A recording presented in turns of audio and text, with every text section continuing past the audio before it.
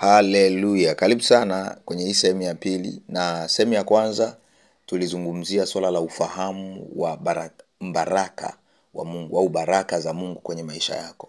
Na nikakwambia kwamba huwezi ukapokea kitu ambacho hukijui. By the way, chochote usichokijua hakiwezi kuwa sehemu ya maisha yako.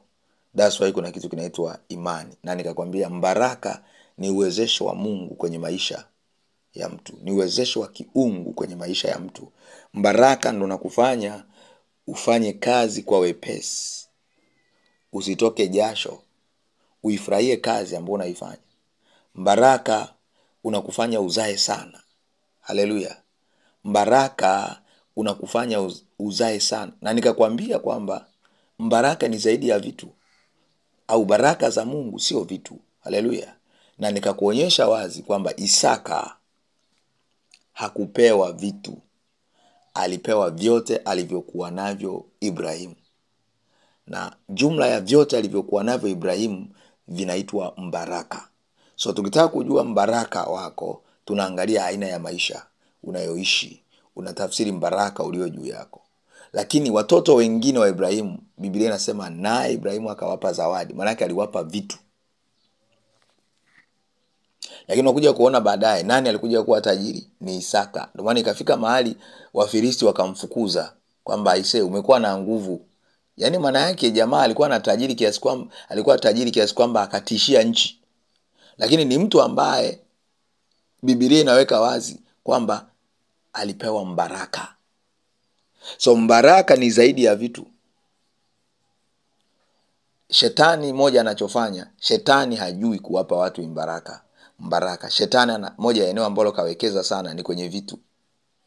Na ndio maana ukisha kuwa mwanadamu alafu kawa mtu ambaye unataka vitu kuliko mbaraka wa Mungu, maana yake ni kwamba adui anaweza kupata nafasi kwenye maisha yako. Tamaa ya vitu na sio tamaa ya mbaraka. Tamaa ya vitu inaweza kukupelekea ukaingia shimoni, adui akakuzuia. Sema haleluya. So mbaraka kumbe ni jumla ya vile vyote ambavyo Mungu ameviweka kwenye maisha yako. Na nikakwambia kusudi lolote ambalo Mungu ameliweka kwenye maisha yako limeambatanishwa na baraka zake au mbaraka wake. Na nikakwambia mbaraka ni jumla ya baraka zote. So nikitumia neno mbaraka na baraka ni kitu kile kile kimoja. Sema haleluya. Ili ni jambo ambalo kwanza nilitaka uelewe kwenye ile sehemu ya kwanza. Na nikakuonyesha baadhi ya baraka kwenye Biblia na nini zilifanya. Lakini pia tunamuona Yakobo. Sawa, Yakobo hakulithi kitu chochote kutoka kwa baba yake Isaka. Lakini Esau alilithi vitu vyote ambavyo vilikuwa vya Isaka baba yake. Kwa sababu gani? Yakobo alitoroka baada ya kusikia kwamba mama yake alimwambia kwamba Esau anataka kuue. So kilichotokea ni nini? Yakobo alifanyaje? Alitoroka. Na ukisoma Biblia utagundua alivuka akiwa na mti kwenda upande wa pili ambapo ni kwa Laban, akiwa na mti na fimbo peke yake. Na ndio maana ikafika mahali malaika akaweka nadhiri ya kwamba ikiwa Mungu utanibariki huko ninapoenda, ukanipa mavazi, ukanipa chakula, etc. Haya ni maombi ya mahitaji. Okay? Alafu anasema nini? Nitakutolea 10% ya kile ambacho umenibariki. Maana yake ni nini? Yakobo alienda kwa Laban akiwa hana chochote. Haleluya. Na vyote ambavyo Isaka alikuwa navyo alichukua Esau. Lakini baada ya muda tunakuja kuona Yakobo ambaye alikuja kuwa Israeli anamtawala Edomu ambaye alipewa vitu vyote. Lakini yeye Yakobo alipokea nini? Mbaraka. So usiombe vitu, mtoto wa Mungu, kwa sababu kwenye Biblia utagundua wale watu waliolithi vitu, hata wana wa Ibrahimu wale wengine wote hatuwaoni sehemu yoyote. Esau ambaye ni Edomu hatuji kumuona tena, hatuoni utajiri wowote kwenye taifa lao la Edomu. Haleluya. Why? Waliomba vitu wakapewa, sio mbaraka. Kwa maana nyingine ni hivi, mwanadamu anaweza akakupa vitu, lakini Mungu huwapa watu mbaraka. Na mbaraka wa Mungu una namna ya kuwa activated. Umenielewa? Yes. Yaani kuna aina ya mbaraka. Maana yake ni hivi, Chochote ambacho hakijatoka kwa Mungu ni rahisi sana, hakidumu. Hakidumu. Hallelujah. Hili ni jambo la msingi sana. So that's why upaswi kuingia kwenye vishawishi vya shetani kukwambia atakupa nyumba, atakupa gari. Yesu alishinda hilo jambo. Umeelewa? Ndio maana watu wakikosea sharti fulani unashangaa kama ni magari anaanza kuharibika barabarani, anaanza kufanya nini? Why? Sio mbaraka ambao umetoka kwa Mungu direct. Wametumia njia ambayo sio rasmi kuvipata. Haleluya. Ni jambo la msingi kwanza tuelewe hapo. Okay. Sasa naomba tuende tukasome milango ya kupokea mbaraka wa Mungu katika mwili. Haleluya. Baraka wa Mungu, milango ya kupokea mbaraka wa Mungu au baraka za Mungu katika mwili. Namna gani sasa huu mbaraka ambao tunaona Yakobo alichopewa ni nini? Mbaraka. Isaka alichopewa ni nini? Ni mbaraka. Waligeuza vipi sasa hizi mbaraka? Zikaleta matokeo ya mali walizokuwa nazo na kila kitu ambacho walikuwa nacho. Haleluya. Hicho ndicho ambacho tunataka tujifunze hapa. Haleluya. Sasa milango kwanza ya kupokea au funguo, unaweza na tafsiri ile milango ya kupokea baraka za Mungu katika mwili. Sawa, yani funguo ya kuhamisha zile baraka za rohoni zionekane mwilini. Je, Yakobo na Isaka walifanya nini baada ya kupewa ule mbaraka ule ukawasaidia? Sema haleluya. Namba 1 ni kuishi maisha ya ibada, kumcha Mungu.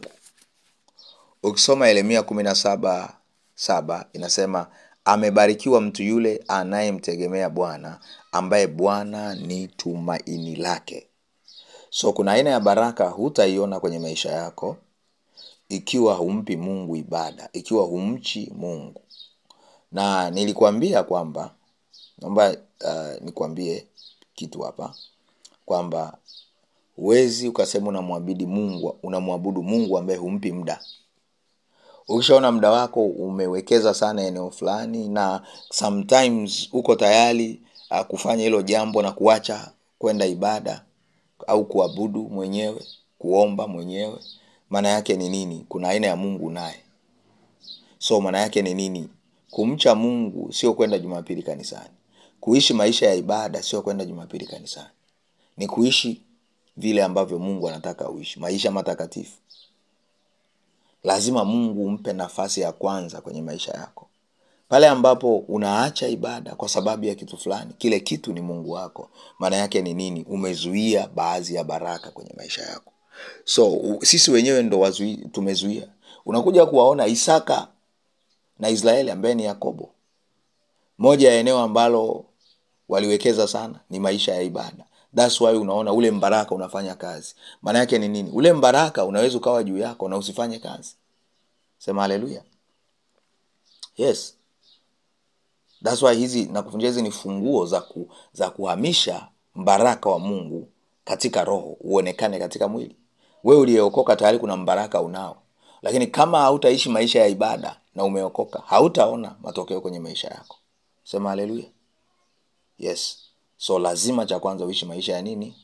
Ya ibada. Na Yesu anazungumza vyema sana, anatufananisha na ndege wa angani.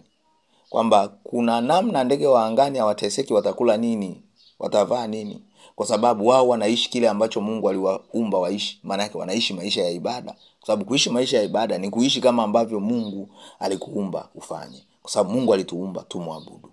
Maana yake Mungu alituumba tuishi maisha ya ibada. Maisha ya ibada ni yapi? Kuhakikisha kwamba Mungu ni nafasi ya kwanza, si ndio? Na kufuata maelekezo yake. Ndege kazi yao ni ile. Kila siku ni kuruka, kufanya hiki, wanatoa ule mlio, ndio ibada yao. And therefore wao hawapandi, hawavuni. Haleluya. Hawakusanyi garani, lakini hawajawahi kupungukiwa. Chakula wanacho, kila kitu, they are good. Umeelewa? Why? Wanaishi maisha ya ibada. Sisi tunafeli wapi? Sisi tunafeli, tunataka mahitaji ya mwili bila kuishi maisha ya ibada. Tatizo linaanzia hapo. Hakuna yoyote ambaye anaweza kupata mahitaji hapa mwilini au baraka zake zikahamishwa zikaja mwilini ikiwa ameshindwa kuishi maisha ya ibada. Isaka na Yakobo waliishi maisha ya kumcha Mungu wa Israeli. That's why unaona hawakurithi vitu, lakini wote baadaye wanakuja kuwa matajiri wakubwa. Sema haleluya. Wanakuja kuwa mataifa makubwa. Ule mbaraka waliopokea kutoka kwa Ibrahimu, walijua namna ya kuconvert ili ulete matokeo. Mimi na wewe tuna mbaraka wa Ibrahimu ambao tumeokoka hata sasa. Kwa nini tunaishi maisha ambayo ni magumu? Maana yake kuna maarifa hatuna. Kuna fungua tuijui ya kubadili ule mbaraka ambao tumepewa rohoni, kwa sababu Mungu anawapa watu vitu rohoni ili ule mbaraka tuone matokeo yake mwilini. Haleluya. Na moja ya eneo ambalo tumefeli, maisha ya ibada tumefeli. Mambo yamekuwa mengi. Dunia imetuchanganya. Kuna namna unaangalia niende kanisani au nisiende. Alafu unagundua ukienda kanisani utafukuzwa kazi. Alafu unajitetea, unasema hapana kwa kweli. Hapana, wewe tu niende kazini. Mungu yeye atanisamehe. Haleluya. Tayari umeshindwa kuishi nini? Kitu kinaitwa maisha ya ibada. Yes. Kama mtu anaogopa kufukuzwa kazi kwa sababu ya kumpa Mungu ibada, kina Meshach, Shadrach na Abednego, si ndio? Kama wangekuwa hivyo, wao walitishiwa kufa. Wewe umetishiwa kuacha kazi. Wao walitishiwa kufa kwamba lazima mpe ibada Mungu huyu wa Babeli. Msipofanya hivyo ni kifo. Do you understand? Ni nini? Danieli pia imekupasa kumwabudu huyu Mungu ambaye ni miungu ya Babeli. Usipofanya hivyo unakufa. Lakini kwa sababu walikuwa wanaishi maisha ya ibada, unawaona walichokifanya ni nini? Yes, unasema mtumishi tutaishije? Kuna wenzao walitishiwa kufa. Sikiliza, kuna Mungu si ndo anajua utaishije. Na ndio maana ndege wametupiga hapo bao. Wametupiga bao because they don't ask. Hawana muda wa kuuliza tutaishije. Yeye anajua Mungu ataprovide. Do you understand? Yes. Hujawahi kuona fuatilia madhabahuni kule zile shuhuda. Mtu alikuwa na sponsor, akaamua kuachana na sponsor, hana pa kuanzia because alikuwa mwaminifu mbele za Mungu. Mungu akaachilia mlango. The problem hatumwamini Mungu, ndio maana tunajiuliza itakuwaje. Yes. Na usifanye kwa miemko. Kama una imani hiyo utasumbua watu. Yaani usiache kazi. Eti naacha kazi sasa namfuata Mungu. Alafu hiyo imani una. Kwa sababu umemsikia mtumishi tu anasema, no, utakuwa bado kwenye shida. Because Mungu akiangalia moyo wako anaona no. Still bado hajafika kile kiwango. Amen. So kitu cha kwanza cha kufanya ili uactivate baraka zako, uzione kwenye maisha yako, ni kumcha Mungu. Kuishi maisha ya nini? Ya ibada. Kitu cha pili ni kuwa na imani. Na ni kuwa na imani kwenye eneo ambalo unataka baraka. Remember, imani ni pana. Kuna watu wana imani kwenye uponyaji. Sawa? Wanatoa mapepo kama kawaida, lakini hawana imani kwenye eneo la uchumi. Therefore uchumi unakuwa mgumu. Imani ni neno pana. Umeelewa? Kwa sababu imani chanzo chake ni kusikia, na kusikia huja kwa neno la Kristo. In short, imani ni maarifa, ni kile unachokijua. Sasa unaweza ukawa unajua sana kuhusu uponyaji, unamjua Mungu wako kama Mungu mponyaji, lakini humjui Mungu wako kama Jehova Jile. Yes. Moja ya eneo ambalo lilimfanya Ibrahimu afanikiwe katika mbaraka ambao Mungu alimpa, alimtambua Mungu kama Jehova Jile, Gods who provide. I think so. Okay? Yes, Jehova Jile, Mungu anayefanyaje? Anayehakikisha mahitaji yako unayo.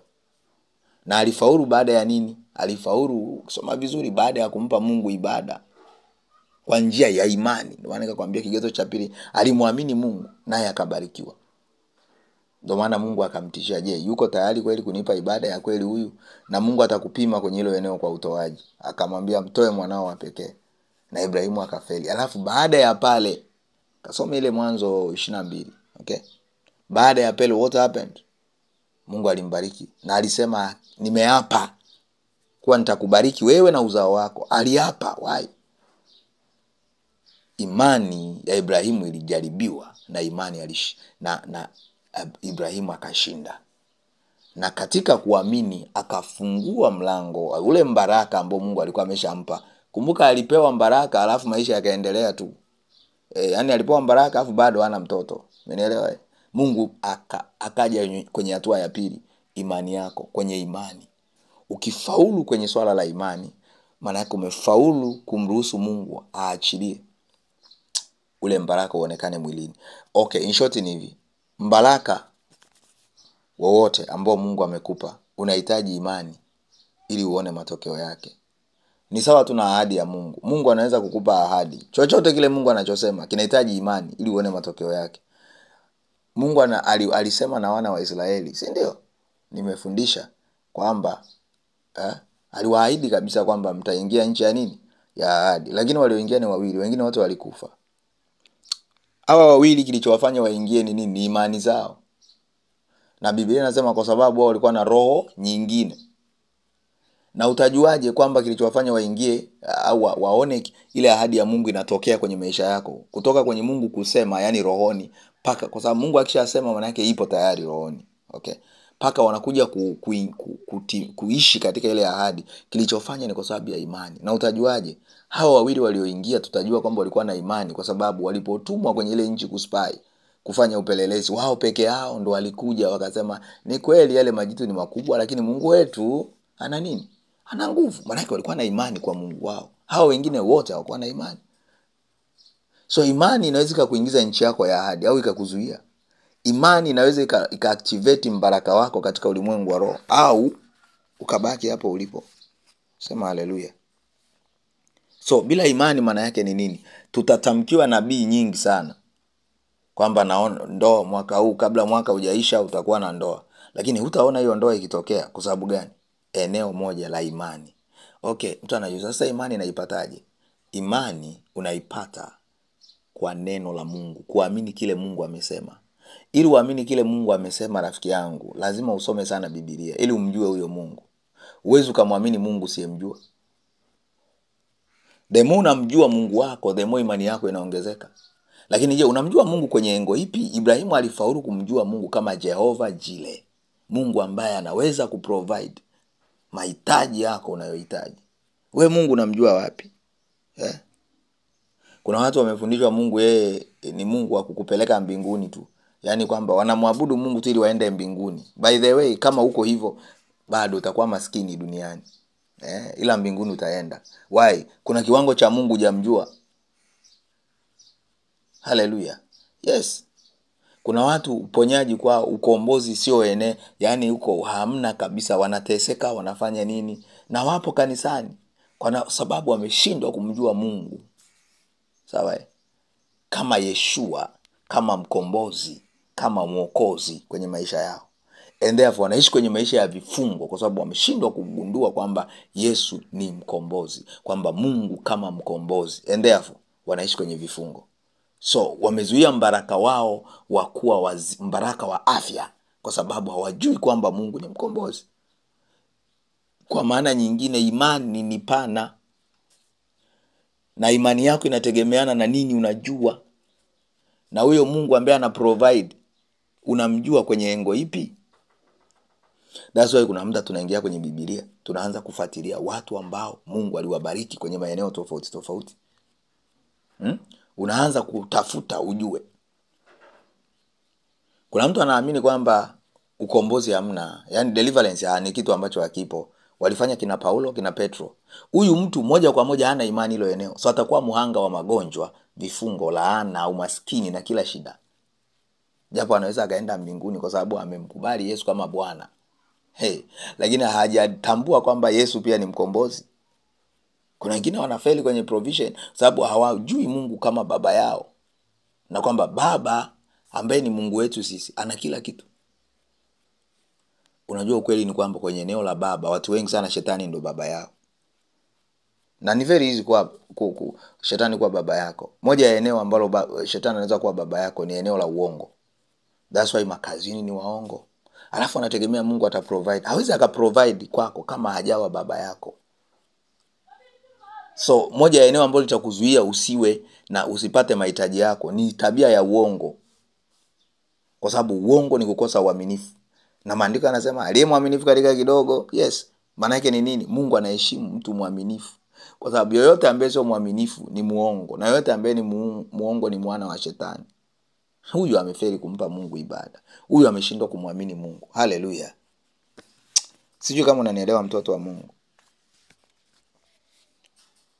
So cha kwanza nimekuambia ufunguo wa kuhamisha mbaraka ambao Mungu anakuwa amekupa. Na nimekuambia direct, nikisema Mungu amekupa mbaraka ni rohoni, okay? Kuhamisha ule mbaraka kuja mwilini, maana yake cha kwanza nimekuambia ni kuishi maisha ya ibada, sio kuabudu, kuishi maisha ya nini? Ya ibada. Na nimekupa mifano. Namba 2 nimekuambia ni nini?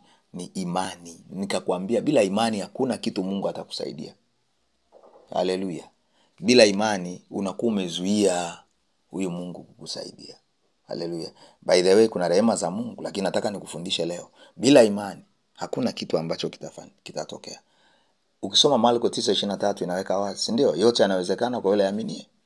So kuhamisha mbaraka wa Mungu uone kwenye maisha yako unategemea imani. Chochote hakitawezekana kama hujaamini. Na nikakufundisha imani yako ni kitu kipana. Ni maarifa ambayo unayo juu ya Mungu wako. Mungu unamfahamu kama nani? Wakristo wengi tunamfahamu Mungu kwenye maeneo machache. Ndio maana na baraka zetu zimejifunua kwenye maeneo machache. Okay? So lazima wewe na mimi tuanze kufanya research kwenye maandiko matakatifu. Huyu Mungu tumjue katika nyanja mbalimbali. Ukitaka kufanikiwa kwenye uchumi, hakikisha unamfuatilia Mungu kwenye eneo la uchumi. How does he provide? Aliwabariki vipi kina Isaka, Yakobo? Ule mbaraka waliuconvert vipi? Lazima usome. Kina Daudi walibarikiwa vipi? Suleimani alifika wapi? Hata prayer point zako zinakuwa za maana. Hutaomba Mungu nipe nyumba. Suleimani anakufundisha hicho kitu. Suleimani anakuomba utajiri, lakini alipewa utajiri. Nikawafundisha nikawaambiaje? Kuna maombi ya kuomba vitu vya mwilini bila kusema nipe vitu vya mwilini. Ndicho ambacho Suleimani alifaulu. Ngoja nifundishe hilo somo. Haleluya. Naomba tuishie hapa kwa sababu WhatsApp iko ina limitation kwenye eneo zima la urefu. Haleluya. Lakini pia ili usichoke, naomba tuishie hapa. Baba, asante kwa neema, rehema na upendo wako. Katika jina la Yesu Kristo tunakushukuru, tunakuinua Mungu wetu. Asante kwa wakati kama huu. Naomba niombe na wewe. Baba, katika jina la Yesu umesema na sisi waziwazi. Yeyote ambaye amewahi kuishi maisha ambayo pengine si maisha ya ibada, ninaomba achilia ule